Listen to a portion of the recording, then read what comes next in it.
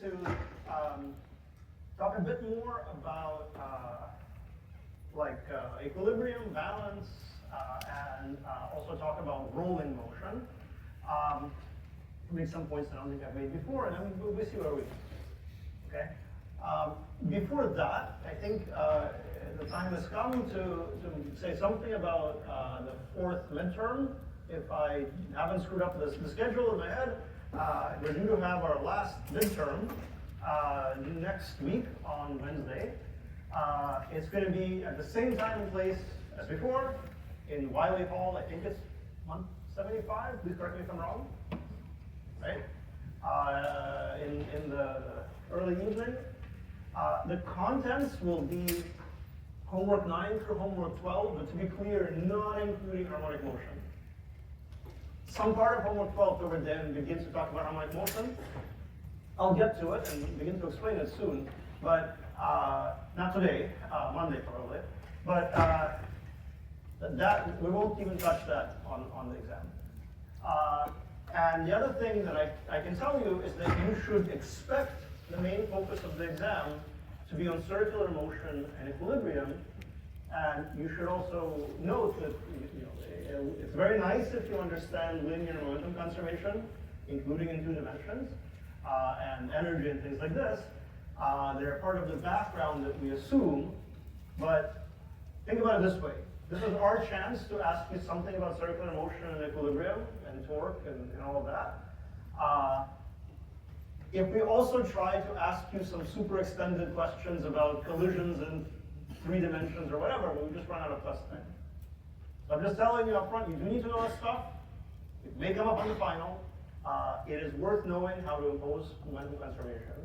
But if you have very limited study time, I would put it more towards circular motion stuff with a quick review of how momentum conservation works in multiple dimensions than the other way around. Okay, before I continue, so I'm going to spend the day doing a bunch of examples, more or less.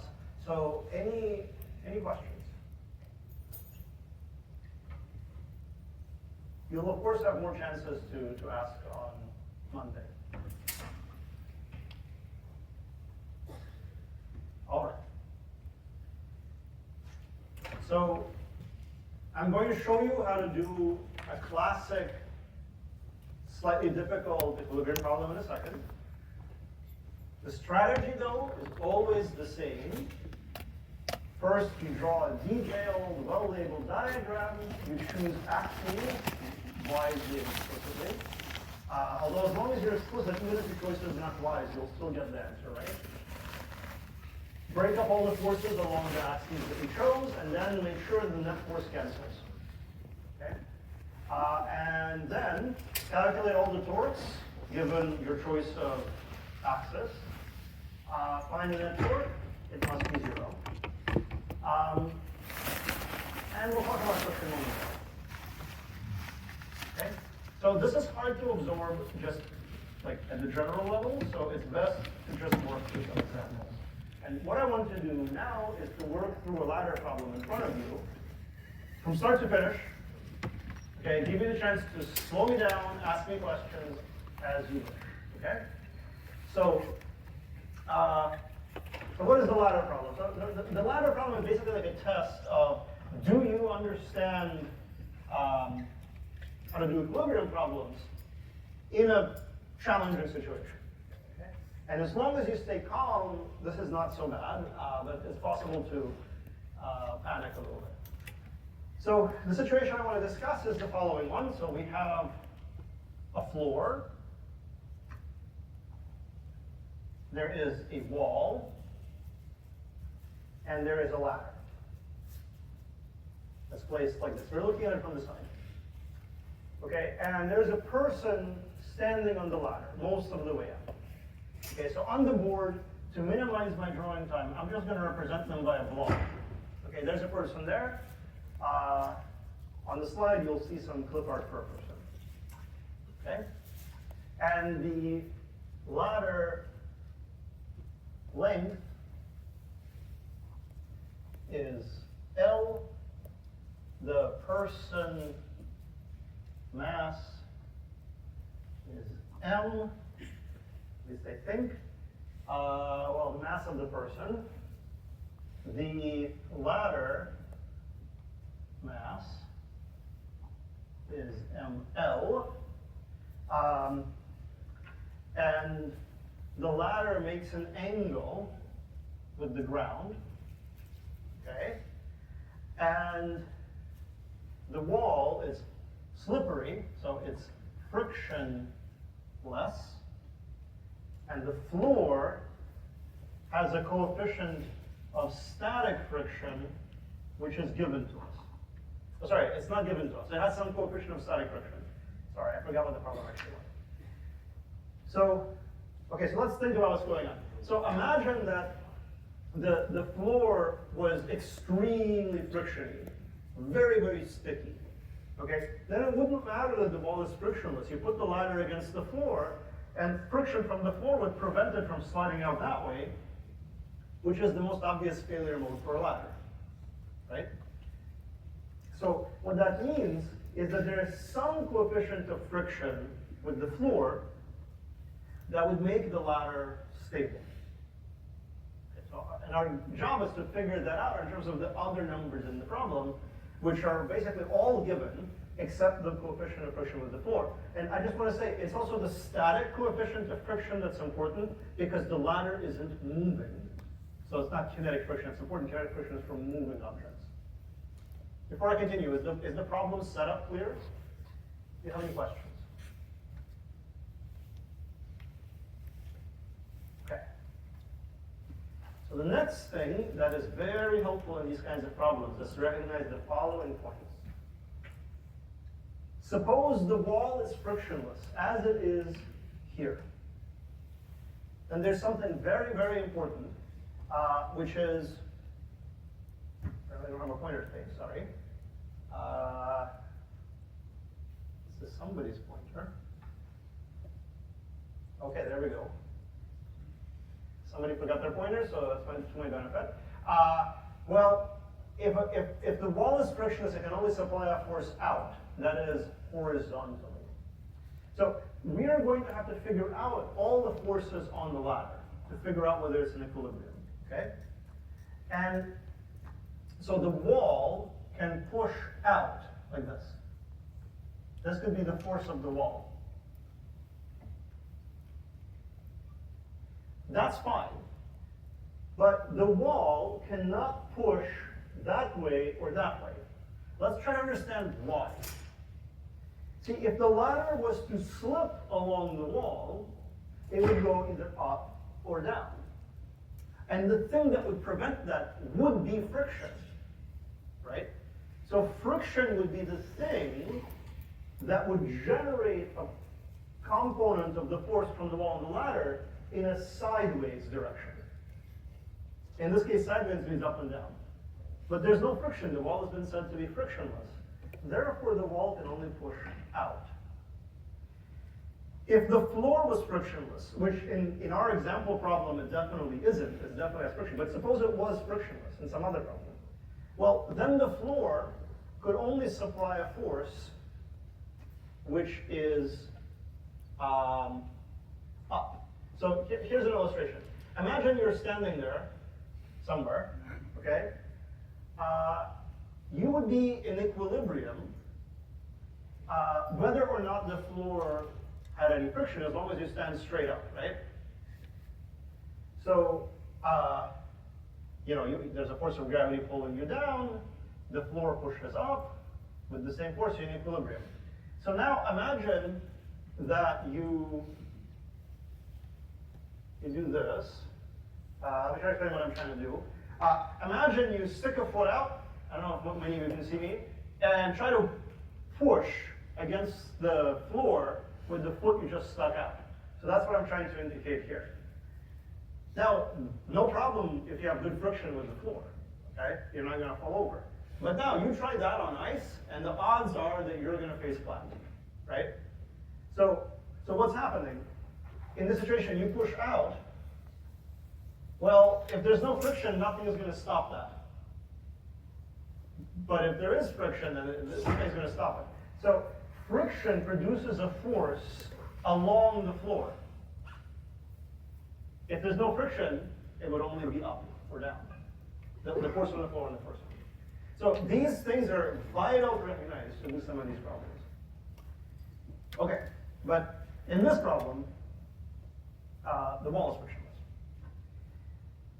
So what's about to happen is there are going to be a bunch of slides which contain many pictures and handwritten scribbles and so on. That is there so that you can follow along later when you're staring at the slides, and I'm now going to try to ignore what's on the slides and try to do it slowly in front of you. So let's see.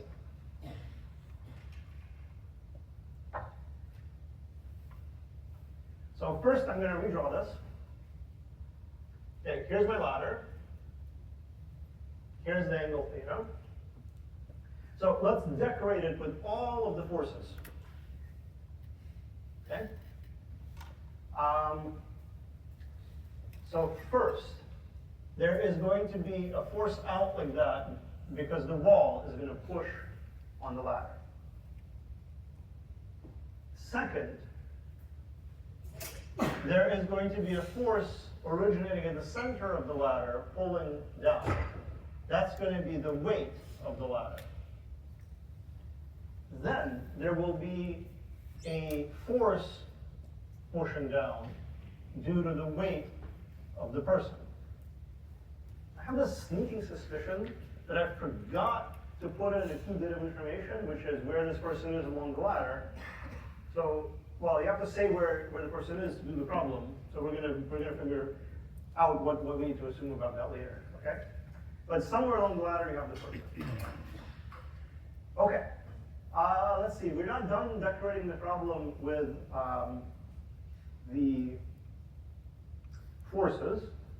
So there's also some kind of force from the floor, right? Pushing presumably that way somewhere. So what I would like to suggest is we think about the force from the floor as a combination of two forces. One of those forces from the floor is a force up, which I'm going to call the normal force. And the other force from the floor, which is a force that way, I am going to call the force of friction. And I've drawn them the way I did because the normal force is always the force that's like fighting you falling through the whatever you're standing on. And the force of friction always fights either the direction of motion for kinetic friction or the would-be direction of motion for static friction. And the would-be direction of motion would be the ladder sort of doing this, so this end would try to move that way, so friction fights it and goes that way. Does that make sense? Both of these forces are coming from the floor. Okay. So the first thing that we need to do then is impose force balance. So let's do that. So let's pick this direction to be plus, and also that direction to be plus. Then, the normal force points up, and then, let's see, the weight of the person points down, the weight of the ladder points down, and that has to add up to 0. So these are the vertical forces. And then the horizontal forces, well, let's see.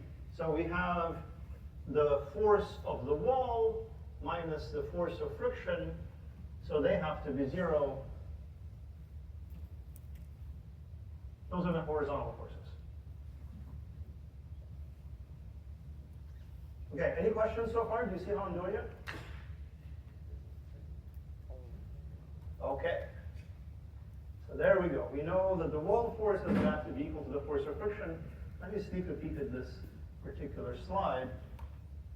See what's happening on it. Okay, great. So there's a bit more work done on the slide. So let's actually sort this out. So the weight of the person, right, is mass of the person times g. The weight of the ladder is mass of the ladder times g.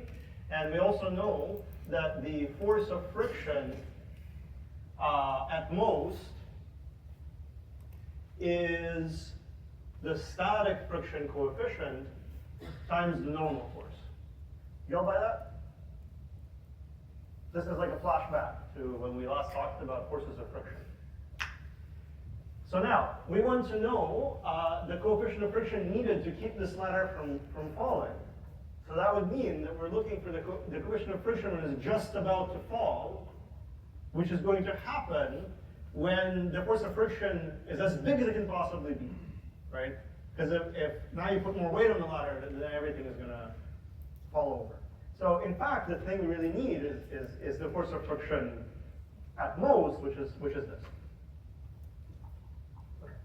So now we can put all this together, and we discover that the normal force is G times MP plus ML, and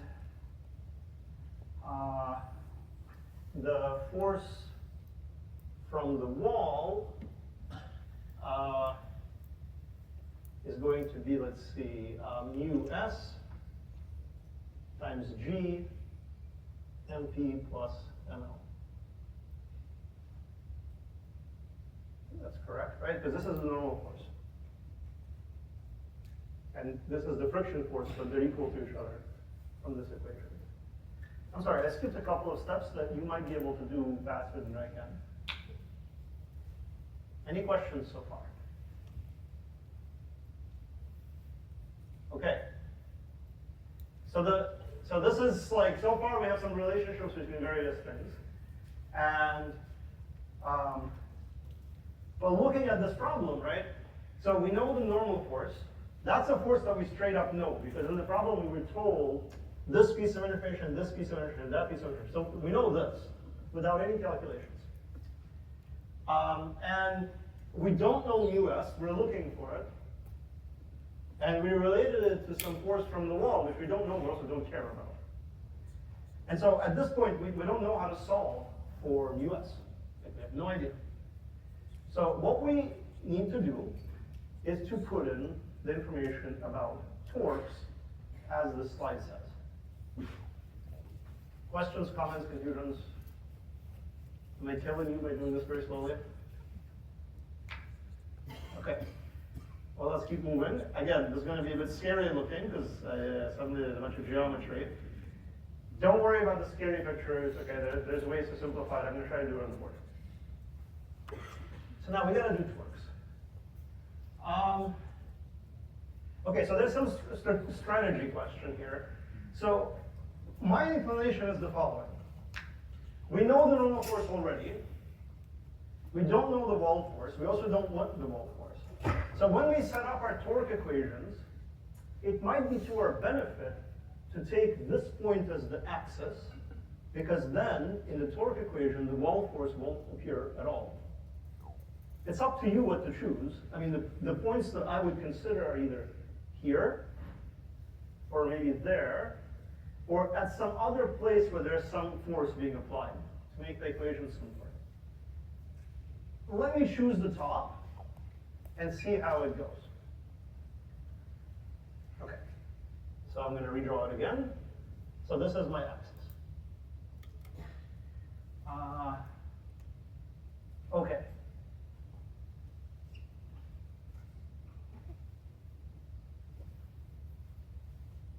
Bear with me for a second. So now, if that's the axis, I also get to choose plus, like which direction for torque is positive, which one is negative.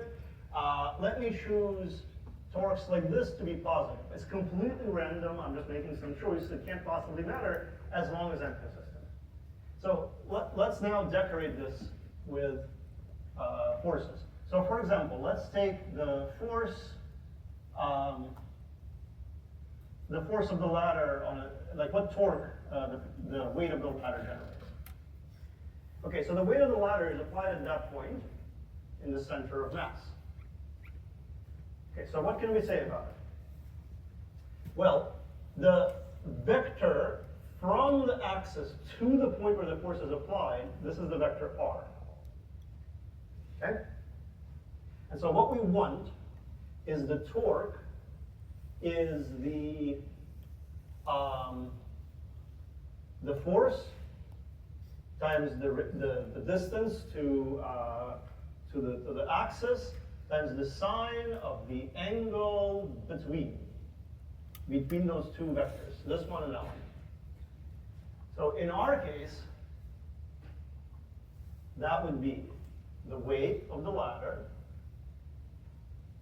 times L over 2, because it's L over 2 to go from here to here, it's L over 2, right, from there to there. And then the sine of the angle between them, so what is that? It's this angle. Okay, so we gotta think. We were not given that angle, we were given this angle. So we gotta think about how to get the angle that we're talking about. So let me redraw it over here so you can see how to do it. So here's the angle that we want. Here's the angle that we were given. We know this angle. Well then, this angle right here is also theta. And the difference, you can see that the angle that we want is theta plus 90. So this is sine of theta plus 90. And that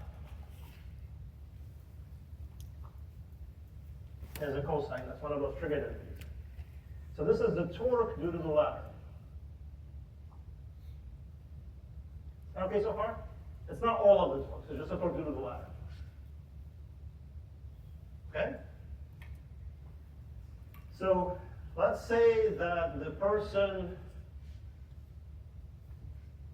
is a distance d from the top.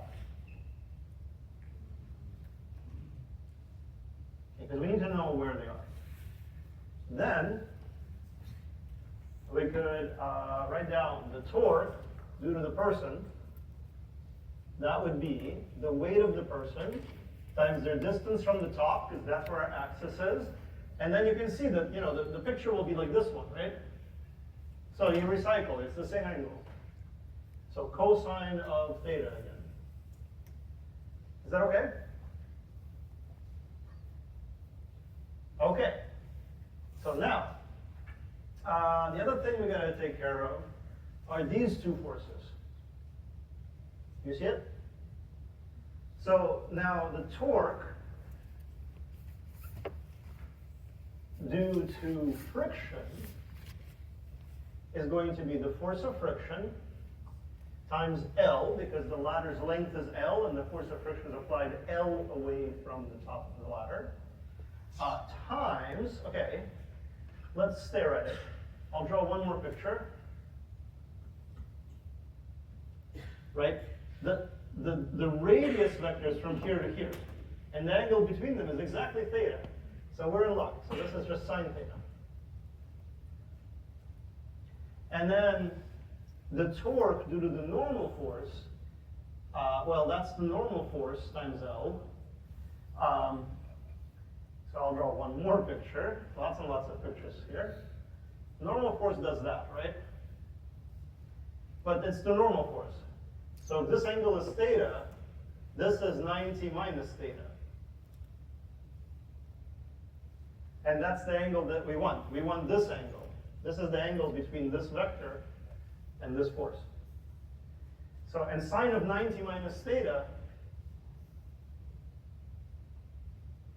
is, again, cosine of theta. The one thing we gotta watch out for, the one thing, is what is the sign of each of these torques, which I haven't been careful about yet. So, okay, the torque through the ladder is indeed positive, given that it tries to turn the ladder that way. So I can put it in a box, it's correct. The torque through the person, also positive, that's fine. The torque due to friction, also positive, that's fine. The torque due to the normal force, not positive, right? It's negative, because it's torquing it the other way, if it were allowed to torque it. So the torque due to the normal force, if you get the signs right, is minus FNL cosine of theta. And that came from our coordinate system choice. So what I was writing here was the magnitude of the torque. So maybe to make it less confusing. Okay, so now what we have to do is to just add all of these up and demand that they're zero. So, okay. So let's see, I don't know where to do it. Maybe here. Okay. So MLG, that's the weight, times L over 2 times cosine of theta. That's the torque due to the ladder, plus MPG times D times cosine of theta. That's the torque due to the person, right? Plus mu S G M ladder plus mass of the person times L. And what else did we say? Sine of theta. And finally, minus something, right? So minus G ML plus MP times L cosine of theta, oh my God, is all equal to 0. Whoa, that's a bit of a mouthful. Do you see how I got here though? Any questions? Could you explain how you got sine for the friction force and torque? Yes. The question is, how did I get sine from the friction force? Let me do it over here. Just in general, if you have a radius vector like this, and some force vector like that, and there's an angle between them, theta, the magnitude of the torque vector is the magnitude of F times the magnitude of R times sine of the angle between them, which is theta. So what defines the direction of the radius vector? It's that this is the axis. So now stare at the same thing, but turn your head. Like look at it sideways. Now this is the axis. This is the radius vector. And this is the force of friction. And this is theta. Therefore, the torque due to the force of friction in magnitude is equal to the force of friction times the length of this, which is just L, times sine of theta. And then to get the sine, we need to do more work. We need to figure out what's our coordinate choice for which way is positive. Have I addressed your question, or I misunderstand it completely? I mean, I have like, we're supposed to find the length between the torque and the force, right? To get the angle, we need to know the angle between the radius that comes out from the axis to where the force is applied. That's one of the vectors in question. That's the vector R. And the applied force, which in this case is F friction. And the angle between them is theta. So this is the general formula. This is theta between F and R. So this is the picture. Does that make any sense? Yeah. Okay, so now let's see if we have won anything from this epic suffering, okay? So we have this horrible expression. So let's see, what are we looking for anyway, and what do we know and what do we not know? So we stare at this thing, and if we were given the mass of the ladder, the length of the ladder, the angle, the mass of the person, how far from the top the person is, which is D, okay, good, we know all that. That was in the very beginning. We don't know us. Okay, whatever. We know this, we know this. We know everything except US. We were looking from US. So we celebrate. At the level of setting it up, we are done, because now we just have to solve this from US. I know that this is a horrifying concept given how nasty this equation looks, but it's just a linear equation from US. It's not that bad, right? I mean, there's nothing conceptually difficult left. It's just math solving a linear equation. from US. Yes? Where in the problem statement did it say that, angle? Can you please repeat your question? And I could not hear you. Where in the problem statement did it state the angle? Somewhere in the problem that I designed, I thought I gave the angle. Let's see. 65 degrees from the ground. And I just noticed that in the problem statement, the person is 30 centimeters from the wall. And here I said that they are a distance d from the top. But we can relate that, because if they are a distance x from the wall, but we know this angle is theta, so if we're looking for d, if they didn't give us d, we could get it, right? Because cosine of theta